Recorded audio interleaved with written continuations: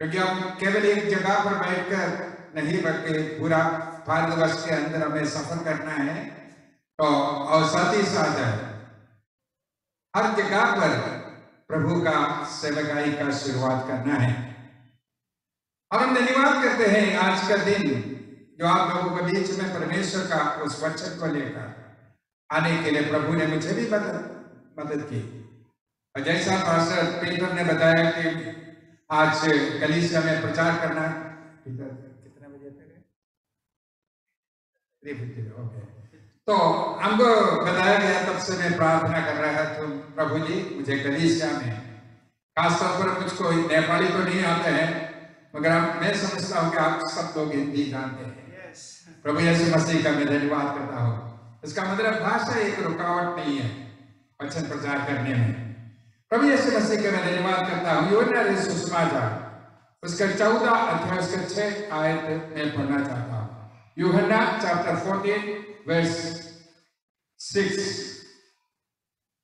ये यीशु का कुछ शब्द यहाँ पर लिखी गई है, मार्ग और सच्चाई और जीवन में ही हूँ, बिना मेरे द्वारा कोई पिता के पास नहीं पहुंच सकता है। परमेश्वर का मैं धन्यवाद करता हूं। यहां पर एक सरल आयत जो हम जानते हैं कि सब व्यक्ति यहां पर बैठे हैं, सब इस आयत को जानते हैं, मगर जो पवित्र आत्मा मेरे जीवन के अंदर रखा, बताया गया कुछ बातों को मैं इसमें होकर मैं बताना चाहता हूं। यहां पर कहते हैं कि कुछ बातों का कहते हैं मार्ग, सच्चाई और जीवन में हूं। 3 बातों को यहां पर बताते हैं। सबसे पहले मार्ग, सच्चाई और जीवन। हम जानते हैं कि सच्चाई क्या है, क्योंकि प्रभु यीशु मसीह सच्चाई के सिवा उसके मुंह से कोई छलकी बात या कोई झूठ बात कभी निकला नहीं है। मैं आपसे उस प्रभु यीशु मसीह में होकर मैं आपसे कहना चाहता हूं कि सच्चाई यदि बड़े बातों में हो या छोटे बातों में है, कहीं भी हो, हमारा मुंह से हमेशा ये सच्चाई ही निकलना चाहिए। और यहां पर दूसरा बात जीवन हम देख सकते हैं कि प्रभु यीशु मसीह हमारे जीवन में नहीं है या पवित्र आत्मा को वस्तु हमारे जीवन में नहीं है, तो हमारा जीवन हमारे जीवन नहीं है, हम मुर्दा हो जाएगा। हम इस शारीरिक संसारिक जीवन जब हम जीवन व्यतीत करते हैं तो हम अंधकार शक्ति का अधीन में रहते हैं, उसके बताए हुए अनुसार हम चलते हैं। मगर हम प्रभु यीशु मसीह का शुक्रगुजार करते हैं कि प्रभु यीशु मसीह ने आप सबको बुलाकर अलग किया और उनका वचन का पालन करने के लिए, उनका नित्य संतान बनने के लिए प्रभु यीशु मसीह ने मुझको और आपको मदद की। हमें सबसे बड़ी अभी यहां पर जो पहले बात जो बताया कि हम मार्ग के बारे में मैं आपसे कुछ बातों को कहना चाहते हैं, क्योंकि प्रभु यीशु मसीह ने हमारे लिए एक मार्ग खोल कर रखा है। प्रभु यीशु मसीह ने वो मार्ग खोलकर हमको वहां से चलने के लिए नहीं बताया, बल्कि प्रभु यीशु मसीह ने उस मार्ग में सबसे पहले हमको चलकर दिखाया। और प्रभु यीशु मसीह ने जो कुछ भी इस जगत में किया है, उससे बढ़कर कुछ करने के लिए प्रभु यीशु मसीह कभी भी हमसे नहीं कहेंगे।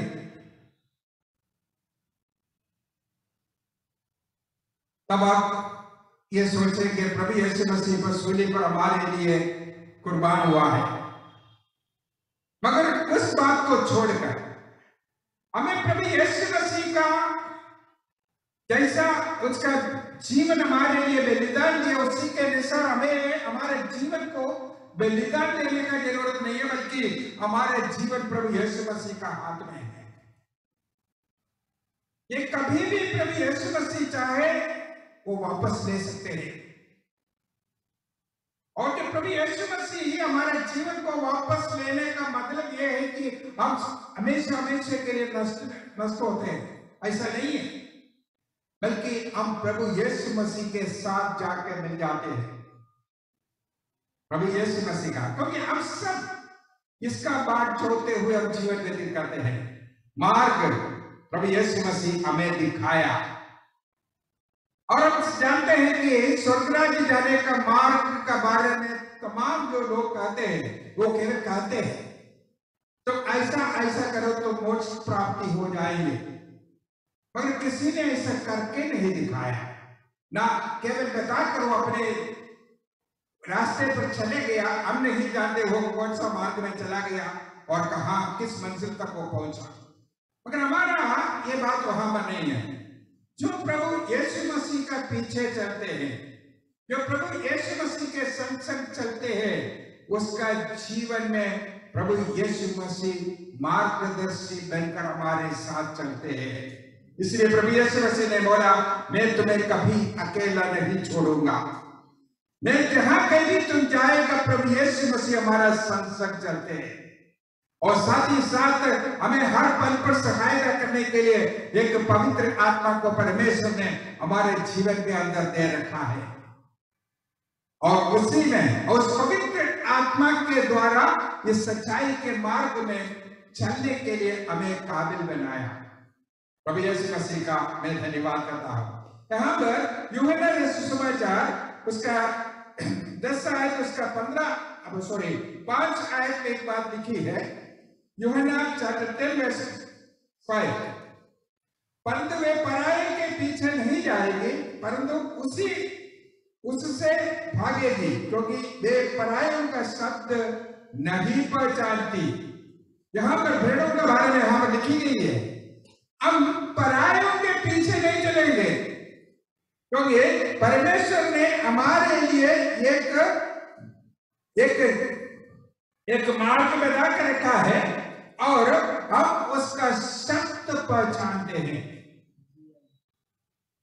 जब चरवाहों को देखेगा तो कई प्रकार का चरवाहा है।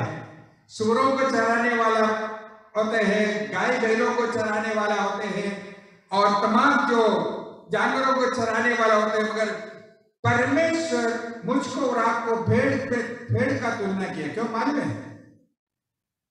भेड़ का जो चरवाहा वो हमेशा आगे चलता है, और उसका आवाज को सुनकर, उसका शब्द को सुनकर भेड़ उसके पीछे पीछे चलते हैं।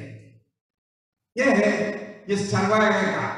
और हम हर एक व्यक्ति इस परमेश्वर अर्थात यीशु मसीह का आवाज को पहचानते हैं, और उस आवाज को सुनकर हम अपने जीवन को अब आगे बढ़ाते हैं। अगर यहाँ पर देखा है कि हमारे उसका शब्द को सुनकर उसको पहचानते हुए जाते हैं। अगर ये चरवाहा हम दूसरे किसी के पीछे जाएगा तो क्या होगा? वो हमें हमेशा के लिए उस अनंत काल का नरक में लेके जाएगा और हमेशा के लिए नष्ट हो जाएगा। इसलिए मैं आपसे इस बात को कहना चाहता हूं, हम प्रत्येक जन प्रभु यीशु मसीह का आवाज को पहचानना है। प्रभु यीशु मसीह का शब्द वो हमारे कानों के अंदर आएंगे। खासतौर पर हम कुछ गलत करने के लिए जब जाते हैं तो हमारे अंतर आत्मा हमारे कान में इस बात को बताएंगे कि तो तुम करने जो जा रहे हो गलत है, वो गलत रास्ते पर तुम जाते हैं, तो वहां से मोड़कर वापस आ जाओ। ऐसा शब्द परमेश्वर हमें सुनाते ही रहता है। और मत्ती सुसमाचार 7 अध्याय इसका 14 आयत में कहते हैं, यह मार्ग इतना सरल नहीं है, बल्कि ये बहुत सकरा मार्ग है। उसमें क्योंकि सकेत है वह फाटक और सकरा है वह मार्ग जो जीवन को पहुंचाता है, और थोड़े हैं जो उससे पाते हैं। यहाँ पर मत्ती सुसमाचार में उस मार्ग का बारे में कहते हैं कि वो सकेत मार्ग है। सकेत मार्ग नारो सकेत मार्ग है, और जो जीवन को पहुंचाते हैं, और थोड़े हैं उसे पाते हैं। यहाँ पर सकेत फटक और सकरा जो बताते हैं, क्योंकि हम जानते हैं कि जब हम दुनिया में जीवन व्यतीत करते हैं, प्रभु यीशु मसीह का मार्ग में चलने के लिए हमें कुछ होना पड़ते हैं।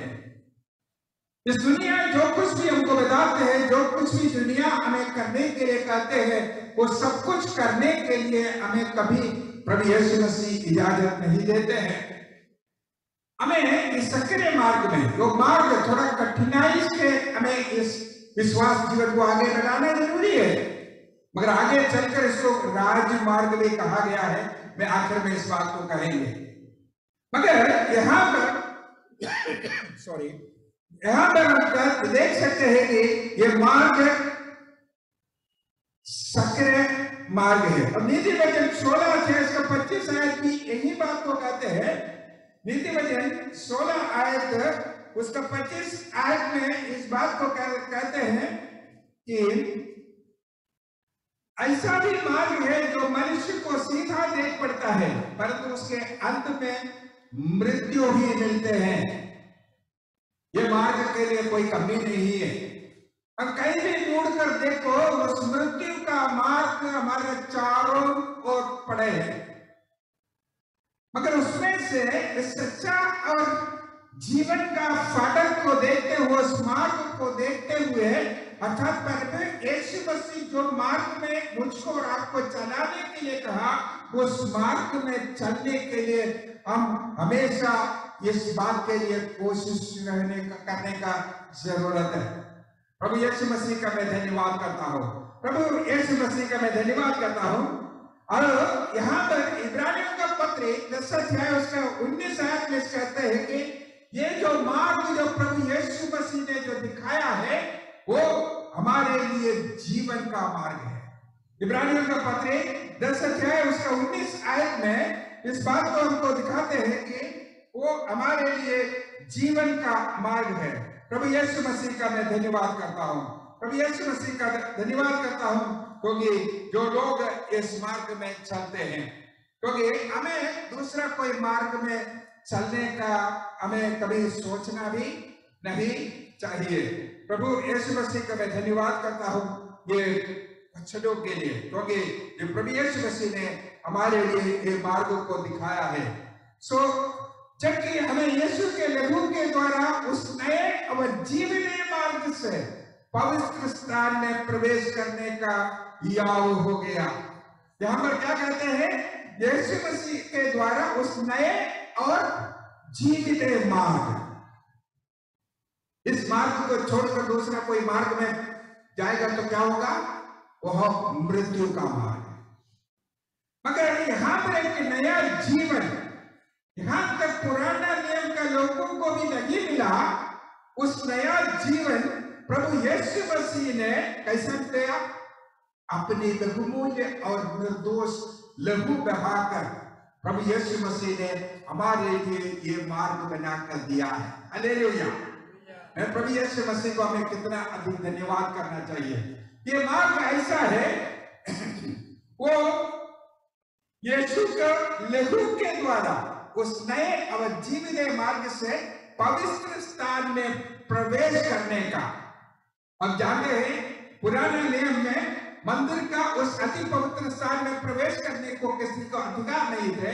साल में एक बार महायाजक उसके अंदर घुस सकते थे, वो भी उसके कमर में रस्सी बांधकर, पीछे से कोई पकड़ा हुआ है। यदि कोई भी पाप के कारण उस अति पवित्र स्थान में उसको मर गया तो उसको हाथ से बाहर निकालने का कोई रास्ता नहीं थे, वो रस्सी खींचकर उसको निकालना पड़ते थे।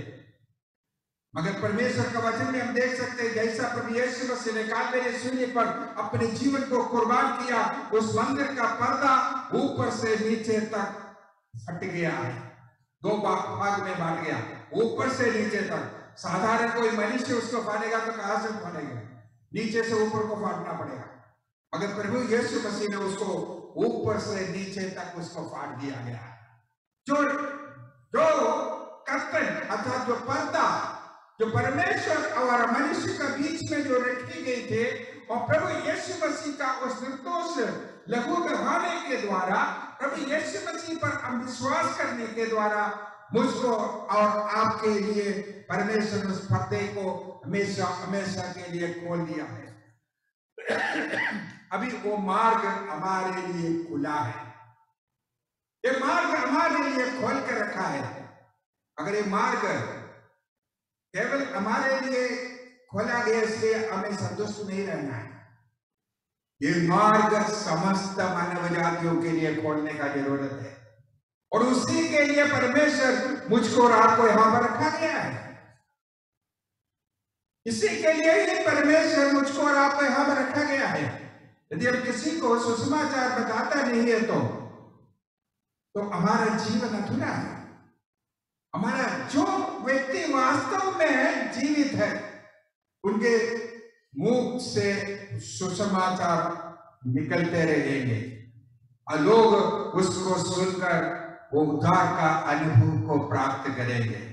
प्रभु यीशु मसीह का मैं धन्यवाद करता हूं। और उसका 20 आयत में, जो इब्रानियों का पत्री 10 अध्याय उसका 20 आयत में लिखा है, उसने पर्दे अर्थात अपने शरीर में से होकर हमारे लिए अभिषेक किया है।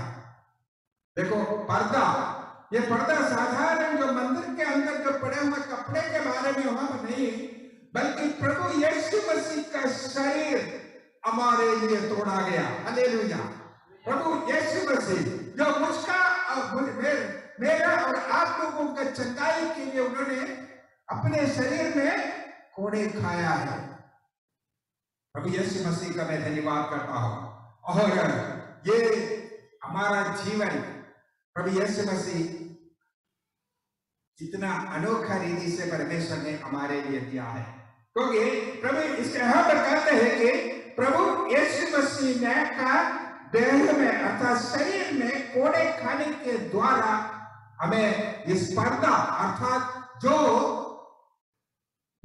रुकावट जो हम और परमेश्वर का बीच में था वो हमारे लिए खोल कर रखा। इसका मतलब प्रभु यीशु मसीह का शरीर और प्रभु यीशु मसीह का बहुमूल्य लेबू तो इसके लिए कारण बना।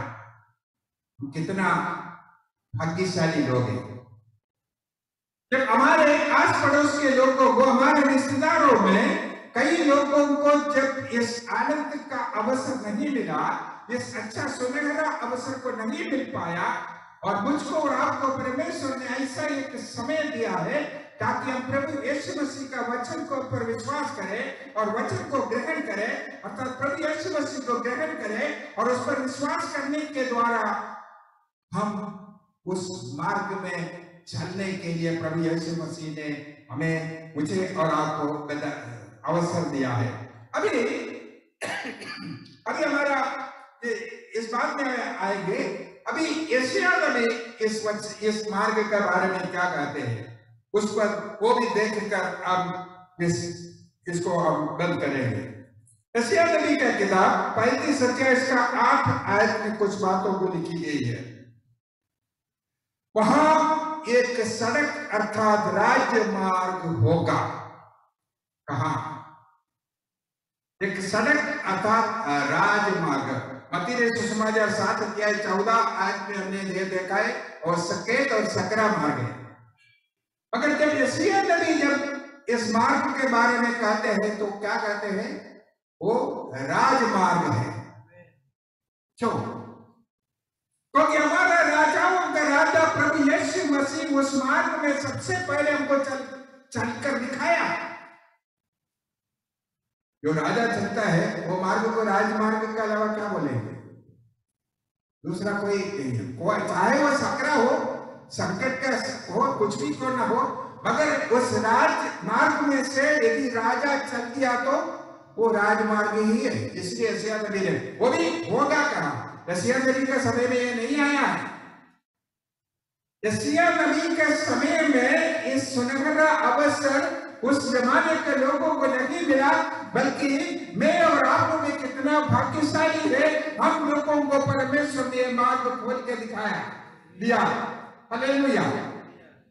प्रभु यीशु मसीह का मैं धन्यवाद करता हूं। यहाँ पर उसका नाम पवित्र मार्ग होगा। इसी पे थोड़ा रुककर हमें बात करना है। ये राजमार्ग तो है, सब कुछ है, मगर वो नाम क्या है? पवित्र मार्ग। हम जब मार्ग को, रोड को बनाते हैं, हम लखनऊ में देख सकते हैं महात्मा गांधी रोड और एक्सप्रेस हाईवे, सारी नाना प्रकार के, ये इधर से एक रोड जाएगा तो उसको नेहरू रोड कहते हैं, सब कुछ है, सबके रोड के लिए कोई ना कोई नाम देता है।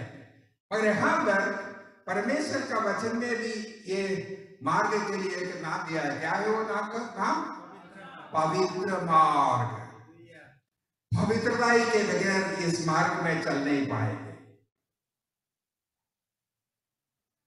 पवित्रताई के बगैर कोई भी व्यक्ति इस मार्ग में चलना असंभव की बात है, क्योंकि परमेश्वर ने इस मार्ग को पवित्र मार्ग नाम दिया है।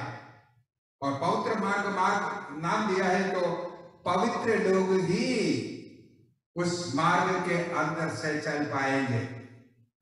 और उस मार्ग के बारे में और भी कुछ बातों को वहां पर कहा गया है। पवित्र मार्ग होगा, कोई अशुद्ध जन उस पर से न चल नहीं पाएगा। कोई भी अशुद्ध जन उस मार्ग में ना चल पाएंगे। मेरे प्रियो, ये कोई छोटा मोटा बात नहीं है। इस मार्ग में चलने के लिए हमें कुछ खोना पड़ते हैं। अपनी तमाम जो दुनिया का सुख विलास को खोना पड़ते हैं।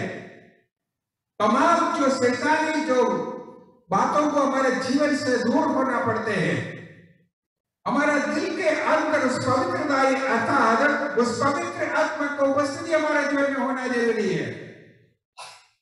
हम जानते हैं कि जैसा हमने स्विच ऑन कर दिया तो लाइट ऑन हो गया तो अंधकार दूर हो जाती है। या कोई स्विच ऑन करके ज्योति को दूर करके अंधकार को ला सकते हैं? नहीं ला सकते।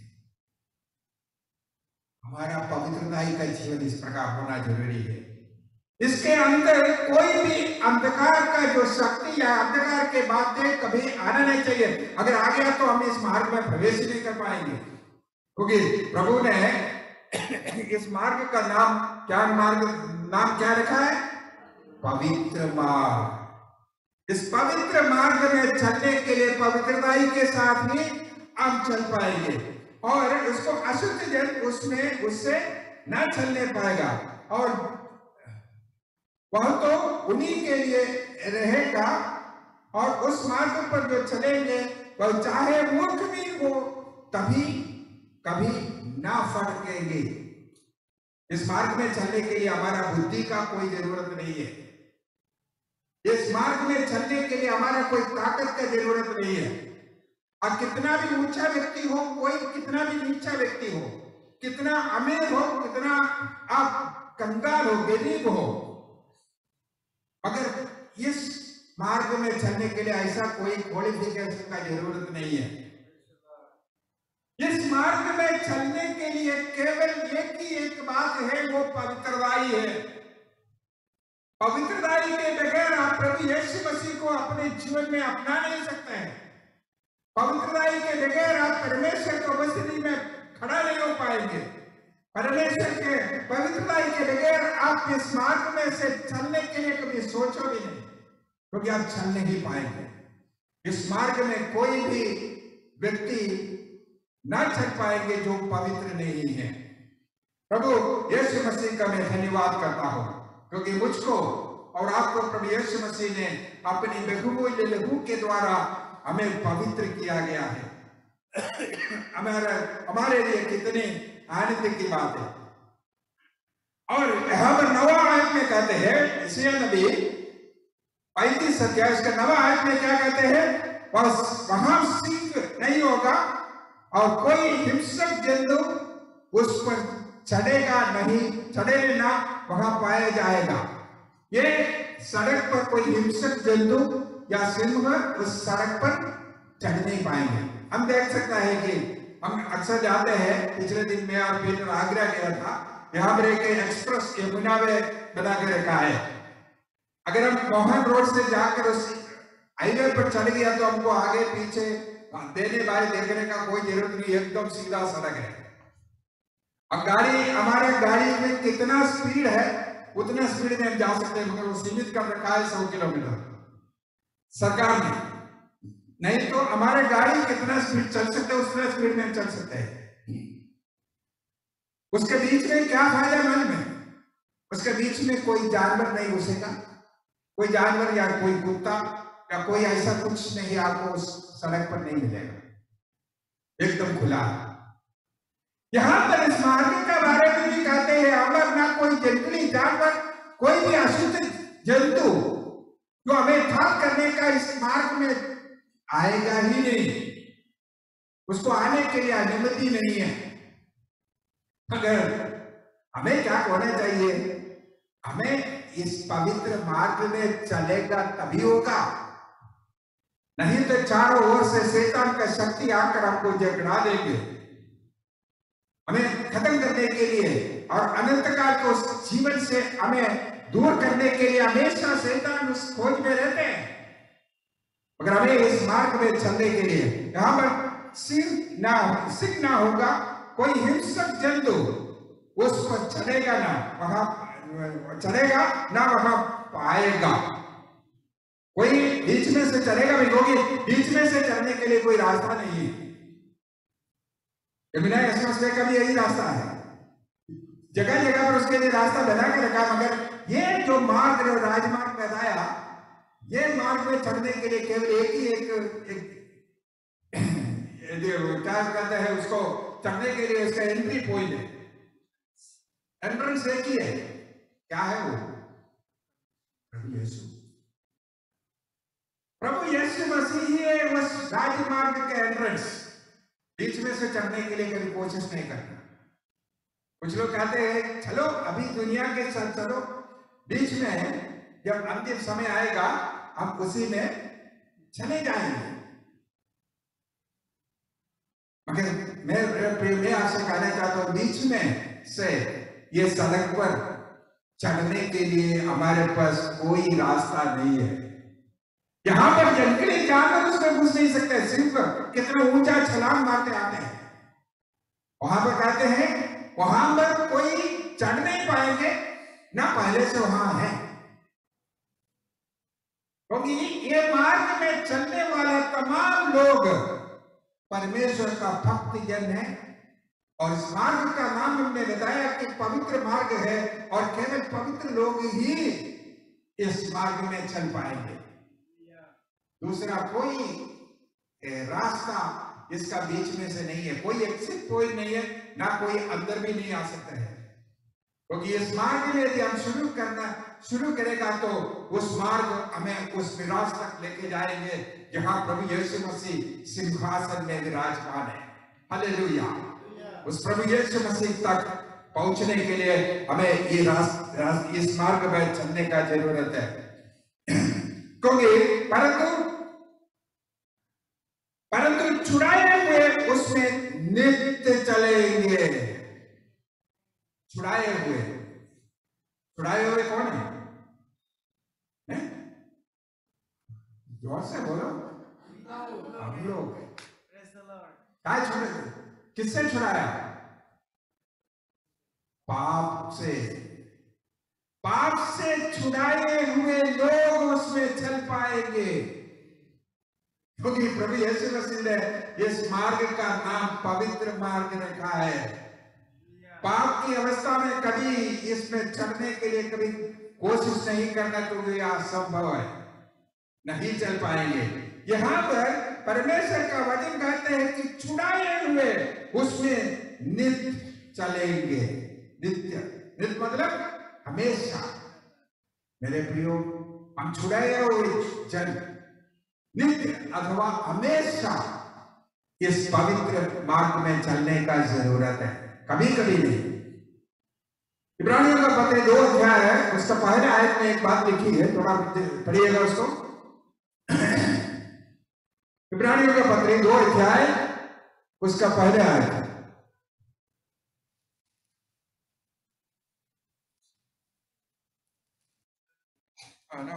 पढ़िएगा। कारण जे सुनेका छौँ त्यसमाथि हामीले अझ बढी ध्यान दिनुपर्छ, नत्र त हामी त्यसबाट बहकिएर जानेछौँ।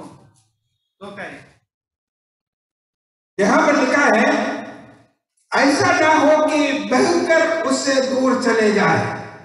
मतलब बहकर जाने का मतलब क्या है? बाढ़ आ गया, बहकर जाते हैं, कोई दिशा है उसका? नहीं है। हम कभी कभी बहकर जाने वाला ना बने। पानी जब बहुत जोर से आते हैं, उसी के अनुसार, पानी का बहाव के अनुसार अब चलने वाला नहीं है। कभी कभी बहकर जाने वाला, कभी ये फाटक पर प्रवेश करने के लिए कभी सोचो ही नहीं, सोचना नहीं है, नहीं हो पाएगा। प्रभु यीशु मसीह का मैं धन्यवाद करता हूं, मुझको और आपको प्रभु यीशु मसीह ने इस मार्ग खोल कर दिया है। और आखिर में हम इस वचन को पढ़ेंगे, हमारा समय समाप्त हो रहा है, 6 मिनट और है। यहोवा के चुनाए हुए लोग लौटकर जय जयकार करते हुए सियोन में आएंगे। देखो यहां पर इस मार्ग में चलने वाले क्या करेंगे? जय जयकार करते हुए। हम परमेश्वर को जय जयकार करते हुए, आज की उस आराधना को देखकर मेरे मन में बहुत आनंदित, मैं मन में बहुत आनंदित हुआ। हमें परमेश्वर को जय जयकार करने के लिए जब भी अवसर मिलता है, हमें इसको करने का जरूरत है, क्योंकि इस सड़क पर चलने वाला व्यक्ति हमेशा परमेश्वर का जय जयकार करते हुए जाएंगे और जय जयकार करते हुए सियोन में आएंगे। सियोन परमेश्वर का जगह, परमेश्वर का उपस्थिति का जगह, वहां पर हम हमेशा कहते हैं, कुछ लोग ये कहते हैं कि हम मरने के बाद स्वर्ग में जाएंगे। कितने लोग ऐसा सोचते हैं? और हाथ उठाए। मरने के बाद कोई किसी को स्वर्ग में नहीं आना है? मरने के बाद स्वर्ग राज्य में जाने के लिए कोशिश नहीं करना।